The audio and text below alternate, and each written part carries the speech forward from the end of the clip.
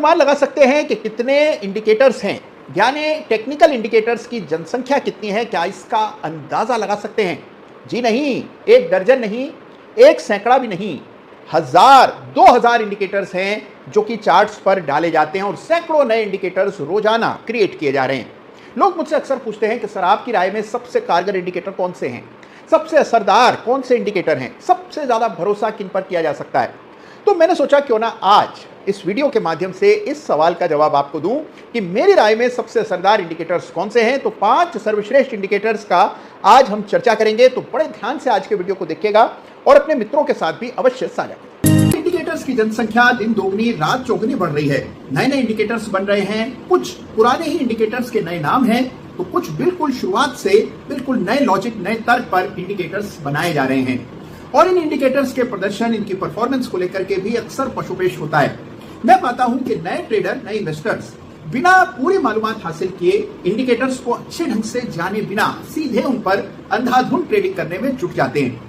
एक मामूली सा वीडियो किसी इंडिकेटर पर देखा और आपको लगा कि बस यही वो पारसमणि है जिसकी तलाश में आप अभी तक भटक रहे थे। तुरंत उस इंडिकेटर पर आपने बड़ी बड़ी ट्रेडिंग शुरू कर दी और उसका नतीजा यह हुआ कि अच्छा खासा नुकसान कम समय में भुगतना पड़ा। कोई भी इंडिकेटर पारसमणि नहीं होता है, कोई भी इंडिकेटर ऐसा नहीं होता जो कभी फेल ना होता हो, कोई भी इंडिकेटर ऐसा नहीं होता जो आपको कुछ ऐसा बता सकता हो जो डेटा के परे हो। सभी इंडिकेटर्स डेटा पर आधारित होते हैं। केवल डेटा को बेहतर ढंग से प्रस्तुत करने के लिए इंडिकेटर्स का इस्तेमाल किया जाता है। स्टैटिस्टिकल मैनिपुलेशन के काम आते हैं इंडिकेटर्स, लेकिन इंडिकेटर्स के बिना ट्रेडिंग उस तरह का रंग नहीं जमा सकती जैसा कि हम चाहते हैं, इसलिए इंडिकेटर्स का इतना महत्व है। तो सवाल यह है कि कौन से हैं सबसे कारगर, सबसे पॉपुलर, सबसे आसानी से इस्तेमाल किए जाने वाले इंडिकेटर्स। तो मैंने एक सूची बनाई है 5 इंडिकेटर्स की। लोकप्रिय इंडिकेटर्स हैं, सबने नाम सुने हैं, लेकिन उनका क्या सही इस्तेमाल है ये आज के वीडियो में मैं आपको बताने जा रहा हूं। तो शुरुआत करते हैं सबसे पॉपुलर इंडिकेटर से और यह है मूविंग एवरेज। तो देखिए, जो चार्टिंग के बारे में बहुत सीमित ज्ञान रखते हैं उन्होंने भी जरूर कभी ना कभी मूविंग एवरेज के दर्शन किए होंगे, क्योंकि हर चार्ट पर मूविंग एवरेज आपको जरूर दिखाई पड़ता है। एक प्राइस की रेखा होती है और उसके साथ साथ चल रही इस लाइन को कहा जाता है मूविंग एवरेज, क्योंकि ये प्राइस के बिल्कुल साथ साथ मूव करती है। देखिए, मूविंग एवरेज वही है जिसका साक्षात्कार आपके साथ हुआ था स्कूल कॉलेज में, जब आपने एवरेज यानी कि मीन कैलकुलेट करना शुरू किया था। ये वही मूविंग एवरेज है। मूविंग एवरेज यानी को काम आता है, डेटा को स्मूथ करने के काम आता है। यानी कि देखिए, अगर हमारे पास बहुत दिनों का प्राइस डेटा है, अब आप उसका एक औसत निकालना चाहते हैं, उसमें से जो विषमताएं हैं उनको हटा करके स्मूथ डेटा स्टडी करना चाहते हैं, तो उसके काम आता है moving average. Moving average irregular या एक्स्ट्रा ऑर्डिनरी फ्रीक्वेंसीज को बराबर कर देता है और उसके बाद आपको असल ट्रेंड की समझ होती है। मूविंग एवरेज पर लोग अंधाधुंध ट्रेड करते पाए जाते हैं। इतने सारे एल्गोज हैं जिनका आधार मूविंग एवरेज है, लेकिन असली इस्तेमाल मूविंग एवरेज का ट्रेंड पहचानने के लिए किया जाना चाहिए। मूविंग एवरेज एक ट्रेंड फॉलोइंग इंडिकेटर है। आपको यह बताता है कि फिलहाल क्या ट्रेंड चल रहा है और ये ट्रेंड की दिशा क्या है, दशा क्या है, इसका अनुमान आपको मूविंग एवरेज के स्लोप या ग्रेडियंट को देख करके पता लगता है। तो मूविंग एवरेज इतना सादा इंडिकेटर नहीं है जितना आपने समझा है। बहुत सारे लोग ये देखते हैं कि प्राइस मूविंग एवरेज के ऊपर है, बस खरीद लेते हैं, या मूविंग एवरेज अपने से कम समय के मूविंग एवरेज को अगर काट रहा हो तो भी लोग खरीदते बेचते हैं। लेकिन इस प्रकार के ट्रेड्स हमेशा कारगर नहीं होते हैं। मूविंग एवरेज का असली मतलब समझिए। मूविंग एवरेज आपको औसत कीमत बताता है, प्राइस के डेटा को स्मूथ करके ट्रेंड का आपको अंदाजा देता है। आपको यह पता लगता है कि ब्रॉड ट्रेंड क्या है, और अगर आप इस उपयोग में मूविंग एवरेज को लेंगे तो मूविंग एवरेज आपके ज्यादा काम आएगा। केवल मूविंग एवरेज के क्रॉसओवर्स पर ट्रेड ना करें, मूविंग एवरेज के जरिए ट्रेंड का डायरेक्शन पता लगता है। एक बात और आपको बता दूं, अक्सर देखिए लोग एक्सपोनेंशियल मूविंग एवरेज देखते हैं, कुछ लोग सिंपल मूविंग एवरेज देखते हैं, और इस पर काफी बहस छिड़ी रहती है कि एक्सपोनेंशियल मूविंग एवरेजेस ज्यादा असरदार हैं या सिंपल। देखिए, दोनों में कुल मिलाकर कोई बहुत बड़ा असर रिजल्ट्स पर नहीं पड़ता है। Exponential moving average geometric mean को कहा जाता है और अरिथमेटिक मीन को सिंपल मूविंग एवरेज कहते हैं। इनकी गणना में थोड़ा बहुत फर्क होता है, लेकिन मूविंग एवरेज का असर कमोवेश वैसा ही रहता है। तो मूविंग एवरेज कौन सा है, इससे ज्यादा फर्क नहीं पड़ता। आप उसको कैसे देख रहे हैं, इससे पड़ता है बड़ा फर्क। अब आप मुझसे पूछें कि मेरा फेवरेट मूविंग एवरेज कौन सा है, तो मैं कहूंगा अडेप्टिव मूविंग एवरेज मेरा फेवरेट मूविंग एवरेज है। अगर अभी तक आपने अडेप्टिव मूविंग एवरेज का प्रयोग नहीं किया है तो तुरंत इस वीडियो के बाद कीजिएगा। चार्टिंग सॉफ्टवेयर में जाइए, अडेप्टिव मूविंग एवरेज खोजिए और उसको चार्ट पर डाल करके देखिए। उसकी तुलना एक साधारण सिंपल मूविंग एवरेज से कीजिए और खुद ब खुद आपको दोनों एवरेजेस के बीच का फर्क और अडेप्टिव मूविंग एवरेज का फायदा दिखने लगेगा। तो अडेप्टिव मूविंग एवरेज है मूविंग एवरेजेस में मेरा फेवरेट, और मूविंग एवरेज के बिना तो काम चल ही नहीं सकता, इसलिए इस इंडिकेटर को मैंने प्रथम स्थान दिया, यानी कि 5 इंडिकेटर्स की सूची में टॉप पर आ रहा है मूविंग एवरेज। एक इंडिकेटर जिसको लोग कम देखते हैं, अंडररेट करते हैं, लेकिन है बड़ा कारगर, ये इंडिकेटर है एडीएक्स। एडीएक्स एक ऐसा विशेष इंडिकेटर है जो बाय और सेल के संकेत नहीं देता, बावजूद इसके इस इंडिकेटर की महिमा अपरंपार है। एडीएक्स आपको बताता है कि आपके चार्ट पर फिलहाल कोई ट्रेंड है या नहीं, यानी आपके स्टॉक में कोई डायरेक्शन है या नहीं। इसका अंदाजा आपको एडवांस डायरेक्शनल इंडेक्स यानी कि एडीएक्स से मिलता है। एडीएक्स बड़ा ही जोरदार इंडिकेटर है। तो अगर अभी तक आपने इंडिकेटर एडीएक्स का इस्तेमाल अपनी ट्रेडिंग में नहीं किया है तो आज से शुरुआत कीजिए। एडीएक्स का इस्तेमाल इस तरह किया जाता है कि अगर एडीएक्स की रेखा 20 से ऊपर जा रही है, ऊपर की ओर दिशागत है, इसका मतलब ट्रेंड स्टॉक में उबल रहा है, आपका शेयर एक दिशा पकड़ रहा है, इसका अंदाजा होता है। और देखिए, अगर दिशा होगी तभी आपको ट्रेंडिंग मूव्स मिलेंगे। एक दिशा के सिंगल डायरेक्शनल मूव्स आपको तभी मिलते हैं जब एडीएक्स राइजिंग होता है। तो राइजिंग एडीएक्स को बड़ी तरजीह दी जाती है और राइजिंग एडीएक्स पहचानने के लिए एडीएक्स को अपने चार्ट पर लगा करके देखिए।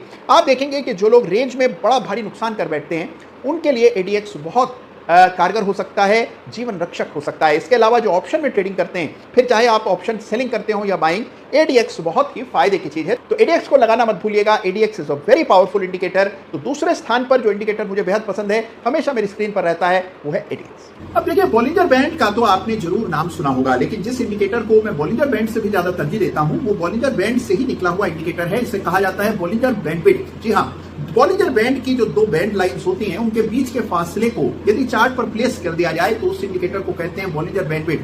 फैला हुआ बैंड यानी कि बॉलिंजर बैंड्स अगर बड़े फैले हुए हों तो वॉलेटिलिटी ज्यादा है, इसका आपको अंदाजा होता है। और जब ये बैंड सिकुड़ जाते हैं यानी बैंडविड्थ इंडिकेटर बहुत नीचे चला जाता है, तब वॉलेटिलिटी कम है, इसका आपको पता लगता है। ये इंडिकेटर बड़ा काम आता है बड़े ब्रेकआउट्स पहचानने के लिए, वॉलेटिलिटी फ्लेयर्स पहचानने के लिए। कई सारी ऑप्शन रणनीतियां इस इंडिकेटर के जरिए बड़ी ही शानदार ढंग से इस्तेमाल की जा सकती हैं। तो बॉलिंजर बैंडविड्थ इंडिकेटर जरूर आपको प्रयोग में लाना चाहिए, इसके बारे में जानना चाहिए। तो तीसरा इंडिकेटर जो मुझे बड़ा पसंद है वो है बॉलिंजर बैंडविड्थ। चौथे स्थान पर जो इंडिकेटर मुझे पसंद है, ये इंडिकेटर बड़ा ही चर्चा में रहता है, लोग इसकी बड़ी हिमायत करते हैं। इंडिकेटर बहुत लोकप्रिय है, इसको कहते हैं वीवैप यानी वॉल्यूम वेटेड एवरेज प्राइस। देखिए, इस इंडिकेटर का अपना ही इस्तेमाल है। कितनी ही ऐसी संस्थाएं हैं, इंस्टीट्यूशंस हैं, बड़े फंड्स हैं जो वीवैप देख करके ही अपने ट्रेड्स लेते हैं। ऑप्शन की प्राइसिंग के कैलकुलेशन में भी वीवैप का इस्तेमाल किया जाता है। तो ये इंडिकेटर बहुत इस्तेमाल की चीज है। ये इंडिकेटर असल में देखें तो बड़ा ही इफेक्टिव है, तो इस इंडिकेटर को जरूर स्टडी कीजिएगा। पिछले दिन वीवैप का क्या लेवल रहा है इसको ट्रैक करके रखिए। हमेशा याद रखिए कि लास्ट डे का वीवैप लेवल क्या रहा है। मान लीजिए आप किसी शेयर में निवेशित हैं, प्राइस बढ़ रहा है, वीवैप भी साथ में मूविंग एवरेज की भांति बढ़ रहा है। अब आपको इस बात पर ध्यान रखना है कि प्राइस वीवैप के लेवल को तोड़ करके नीचे ना चला जाए। ट्रेलिंग स्टॉप लॉस रखने के लिए, अपनी पोजीशन को इंक्रीमेंटली बढ़ाने के लिए, स्टॉप लॉस संशोधित करने के लिए बेहद काम आता है वीवैप। इसके अलावा ऑप्शन की रणनीतियां बनाने के लिए, किस स्ट्राइक के ऑप्शन को बेचा जाना चाहिए, ये समझने के लिए भी वीवैप आपके लिए बड़ा ही कारगर साबित हो सकता है। तो इस इंडिकेटर को भी कम मत आंकिएगा।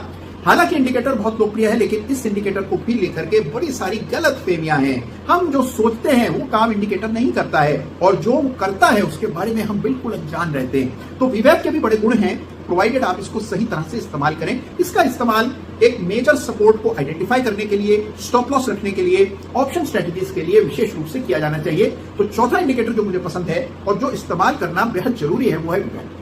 और देखिए, इंडिकेटर्स की बात हो और इंडिकेटर्स में सबसे ज्यादा प्रसिद्ध इंडिकेटर यानी आरएसआई की बात ना हो, ऐसा भला कैसे हो सकता है। तो पांचवा इंडिकेटर जो मुझे बेहद पसंद है वो है रिलेटिव स्ट्रेंथ इंडेक्स यानी कि आरएसआई, जिसका इस्तेमाल कश्मीर से लेकर कन्याकुमारी तक और विश्व के हर कोने में जहां पर भी चार्ट देखे जाते हैं, आरएसआई जरूर वहां पर उल्लेख में आता है, बातचीत होती है, लोग इसका इस्तेमाल करते हैं। कई सालों से, कई दशकों से इस्तेमाल में है, लेकिन आरएसआई में भी लोग बड़ी भूल कर देते हैं। कुछ लोग आरएसआई में दो लकीरें डाल देते हैं 70 और 30 पर। 30 से ऊपर आरएसआई गया, बाय कर लिया, 70 के नीचे आरएसआई गया, सेल कर दिया। इस तरह से सोचते हैं कि ट्रेडिंग बहुत आसान है। बिल्कुल गलत ये स्ट्रेटजी है। अगर आप हो सकता है कि एक या दो ट्रेड में आप कमा लें, लेकिन अगर आप इस स्ट्रेटजी को निरंतर इस्तेमाल में लाएंगे तो पैसा नहीं बनेगा। आरएसआई बहुत इफेक्टिव है और मेरा मानना है कि इससे बेहतर अभी तक कोई मोमेंटम इंडिकेटर नहीं बना है। यानी मोमेंटम पहचानने के लिए लीडिंग इंडिकेटर आरएसआई का कोई सानी नहीं है। तो बहुत इफेक्टिव इंडिकेटर है, लेकिन इसको देखने के भी अपने तरीके हैं, इसको देखने का भी एक कायदा है, और आप सही ढंग से देख रहे हैं तो आरएसआई आपको बहुत कुछ बता सकता है। कब आपका चार्ट कमजोर हो रहा है, सामने से दिख रहा होगा कि प्राइस बढ़ रहा है, लेकिन ये बढ़त जो है टिकाऊ नहीं है, इसका पूर्वानुमान आपको आरएसआई देख करके होता है। कई बार आप देखिए कुछ लोग ऐसे ट्रेड ले लेते हैं, बिल्कुल बॉटम के करीब खरीद लेते हैं, जैसे उन्हें आभास हो गया हो कि बस अब यहाँ बॉटम बनेगा, या एकदम टॉप पर बेचते हैं जहां पर कि किसी को भी हवा नहीं होती कि बस अभी शेयर गिरने वाला है। और फिर आप कहते हैं कि ऐसा कैसे हुआ कि आपने इतने दिन पहले ही बेच दिया, जबकि बाद में जाकर के चार्ट पर सेल के संकेत आए। उसका भी कारण आरएसआई होता है। तो आरएसआई को अगर ठीक ढंग से देखा जाए तो आप पहले ही आने वाले मूव को प्रिडिक्ट कर सकते हैं कुछ हद तक, कुछ परिस्थितियों में। तो आरएसआई को नजरअंदाज मत कीजिए। अगर आरएसआई आप देख रहे हैं तो केवल आरएसआई को देखने का अपना तरीका बदल दीजिए। मुझे इस बात का पूरा विश्वास है कि इस बात की संभावनाएं ज्यादा है कि आप आरएसआई को गलत ढंग से देख रहे होंगे। सही ढंग से, सही परिवेश में आरएसआई को देखिए, बहुत काम आएगा। तो यह है मेरी 5 इंडिकेटर्स की सूची। अब 1200 2000 इंडिकेटर्स में से 5 का चुनाव करना आसान नहीं है, लेकिन यह है इंडिकेटर्स जो हमेशा मैं चार्ट पर खोल करके देखता हूं, और आपको भी इन इंडिकेटर्स को जरूर देखना चाहिए, आजमाना चाहिए। मुझे